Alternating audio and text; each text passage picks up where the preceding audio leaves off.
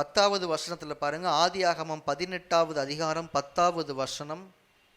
ஒரு உற்பவ கால திட்டத்தில் நிச்சயமாய் உன்னிடத்திற்கு திரும்ப வருவேன், அப்பொழுது உன் மனைவியாகிய சாராளுக்கு ஒரு குமாரன் இருப்பான் என்றார். சாராள் அதை கூடார வாசலின் பின்புறமாக இருந்து கேட்டுட்டு இருக்கிறாங்க. அவங்க 2 பேருக்கும் வயசாயிருச்சு. இனி பிள்ளை பிறப்பதற்கான சாத்தியங்கள் அறிவியலின்படி அவங்களுக்கு இல்லை. 12வது வசனத்தில் அந்த அம்மா என்ன பண்ணுறாங்க, தன் உள்ளத்திலே நகைத்து, அந்த அம்மாவுக்கே சிரிப்பு வந்துருச்சு. இதுக்கு மேலே எனக்கு ஒரு பிள்ளையான்னு சொல்லி அந்த அம்மா சிரிச்சிட்டாங்க. சிரிச்சுட்டு என்ன சொல்கிறாங்க, நான் கிழவியும் என் ஆண்டவன் முதிர்ந்த வயதுள்ளவருமான பின்பு எனக்கு இன்பம் உண்டாயிருக்குமோ என்றார். அப்பொழுது கர்த்தர் ஆபிரகாமை நோக்கி, சாராள் நகைத்து நான் கிழவியாய் இருக்க பிள்ளை பெறுவது மெய்யோ என்று சொல்வானேன்? கர்த்தரால் ஆகாத காரியம் ஒன்று. அவர் சொல்றார், இதுவரைக்கும் ஆபிரகாம் நீ உன் உடம்ப தான் பார்த்த, உன் உடம்புல இருக்கிற பலனை தான் பார்த்த. சாராள் உன்னுடைய சரீரத்தின் நிலைமையை மட்டும்தான் நீ பார்த்த. இப்போ என்னைய பாரு, நான் எப்படிப்பட்டவர் தெரியுமா? கர்த்தரால் ஆகாதது ஒன்று உண்டோ? நான் சர்வ வல்லமையுள்ள தேவன். இது ஆண்டவர் ஆபிரகாமுக்கும் வெளிப்படுத்துறாரு, சாராளுக்கும் வெளிப்படுத்துறாரு. இன்னொரு வார்த்தையில் சொல்லணும்னா, கர்த்தரை அறிகிற அறிவுக்குள்ளாக கர்த்தர் ஆபிரகாமையும் கொண்டு வராரு, சாராளையும் கொண்டு வராரு. புதிய ஏற்பாட்டில் வசனத்தில் வாசிக்கிறோம், ரோமருக்கு எழுதின நிருபம் 4வது அதிகாரம் 21வது வசனத்தை பாருங்க. தேவன் வாக்குத்தத்தம் பண்ணினதை நிறைவேற்ற வல்லவராயிருக்கிறார் என்று முழு நிச்சயமாய் நம்பி தேவனை மகிமைப்படுத்தி விசுவாசத்தில் வல்லவனானான். ஆபிரகாம் ஏறக்குறைய 100 வயசுலையும் தன்னுடைய சரீரம் செத்து போன நிலைமையிலையும் அவன் ஆண்டவரை விசுவாசிக்கிறதுல எப்படி வல்லவன் ஆனான்னு கேட்டிங்கன்னா, அவன் கர்த்தரை அறிகிற அறிவிலே வளர்ந்திருந்தான். வாக்குத்தத்தம் பண்ணினதை கர்த்தர் நிறைவேற்ற வல்லவராயிருக்கிறார் என்று முழு நிச்சயமாய் நம்பியிருந்தான்.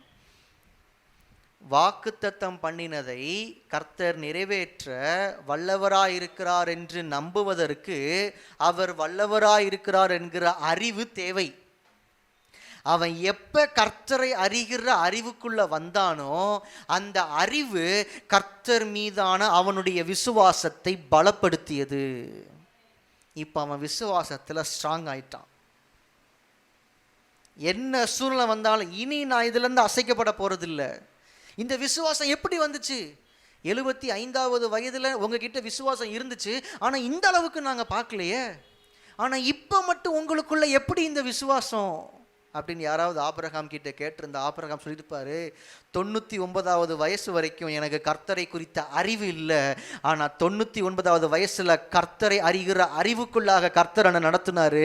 அவர் வாக்குத்தத்தம் பண்ணினதை நிறைவேற்ற வல்லவராக இருக்கிறார் என்று இப்பொழுது நான் அறிந்திருக்கிறேன், அதனால் நான் விசுவாசத்தில் வல்லவனாயிருக்கிறேன். ஹல்லேலூயா. அடுத்து சாராளுடைய சாட்சியை பார்ப்போமா? எபிரேயருக்கு எழுதின நிருபம் 11வது அதிகாரம்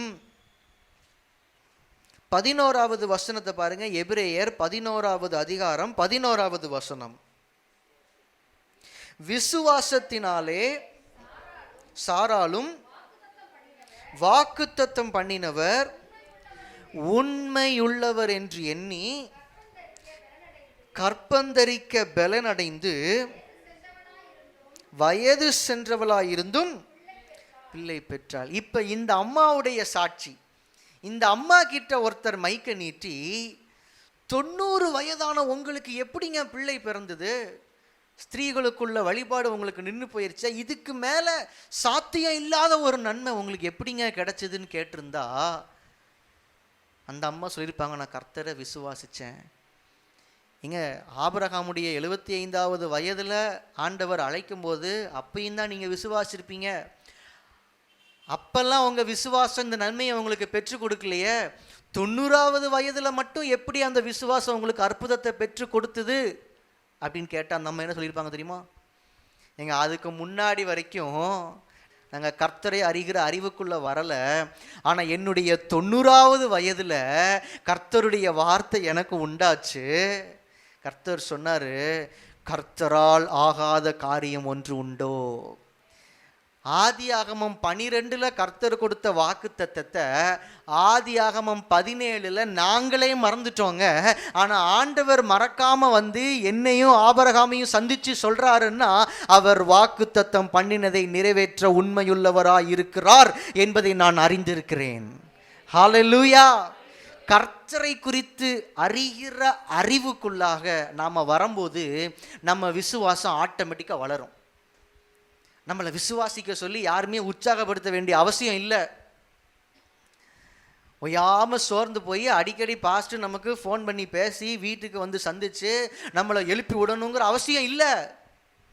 கர்த்தரை குறித்த அறிவு, கர்த்தரை அறிகிற அறிவு, இதில் நம்ம வளர்றோன்னா விசுவாசம் தன்னால் வளரும். ஒரு ஆமீன் சொல்லுங்க. இன்றைக்கு இந்த காலை வேளையில் தேவ சமூகத்தில் வந்து ஆண்டவருடைய வார்த்தையை கேட்குறவங்க எல்லாரோடு கூட நான் அன்பாக சொல்கிறேன், இந்த வருஷம் கர்த்தரை அறிகிற அறிவில் நீங்கள் வளருகிற வருஷமாக இருக்கட்டும். நான் கர்த்தரை குறித்து இன்னும் தெரிந்து கொள்ள விரும்புகிறேன், சத்தியத்தில் இன்னும் வளர விரும்புகிறேன், நான் வசனத்தை இன்னும் கற்றுக்கொள்ள விரும்புகிறேன். இந்த வாஞ்சை நம்ம எல்லாருடைய இருதயத்திலும் இருக்கணும். ஆண்டவர் அதை விரும்புகிறாரு. அவருடைய பாதத்தில் அமர்ந்திருந்து வார்த்தையை கேட்ட மரியாளை எவ்வளவு மெச்சி பேசுகிறாரு. தேவையானது ஒன்றே, மரியாள் தன்னை விட்டு எடுபடாத நல்ல பங்கை தெரிந்து கொண்டாள். மரியாளை பற்றி மார்த்தாள் கம்ப்ளைண்ட் பண்ணிட்டு வராங்க. ஆனால் ஆண்டவர் மரியாளை டிஃபெண்ட் பண்ணி வந்து நின்னார். ஏம்மா அவளை நீ எப்படி குறை சொல்வ? அவள் கர்த்தரை அறிகிற அறிவில் வளர்ந்துட்டு இருக்கிறா. நான் அவள் பக்கம் நிற்பேன். எதிர்த்து கம்ப்ளைண்ட் பண்ண ஒருத்தர் இல்லை, 100 பேர் வந்தாலும் கர்த்தரை அறிகிற அறிவில் யார் வளர்றாங்களோ அவங்க பக்கத்தில் கர்த்தர் நிற்பார். ஆமேன், ஆமேன்.